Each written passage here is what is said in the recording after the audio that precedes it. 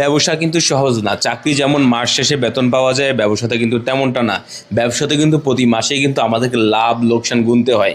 তার মধ্যে সবচেয়ে চ্যালেঞ্জিং যদি হয়, আমরা মাছের মতো একটা বিজনেসকে দাঁড় করাতে চাচ্ছি এবং কি সেটাকে ব্র্যান্ডে রূপ দিতে চাচ্ছি।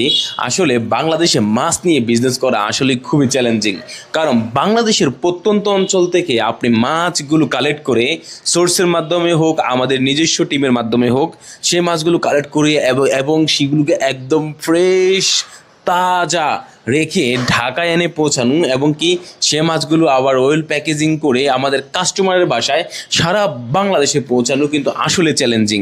কারণ মাছ একটি পচনশীল পণ্য। আপনি জানেন, মাছ যদি 6 ঘন্টা বা তার একটু বেশি সময় যদি বাইরে থাকে, মাছগুলো কিন্তু নষ্ট হয়ে যায়। যেহেতু আমরা মাছের ক্ষেত্রে অগ্রিম কোনো টাকা নিই না, সেই ক্ষেত্রে আমরা সব সময় চেষ্টা করি একদম তাজা ফ্রেশ মাছটা আমাদের কাস্টমারের বাসায় পৌঁছানোর জন্য। আলহামদুলিল্লাহ, যেহেতু আমাদের স্ট্রং একটি টিম রয়েছে, সেহেতু আমাদের কখনো এই ধরনের সমস্যার সম্মুখীন হতে হয়নি।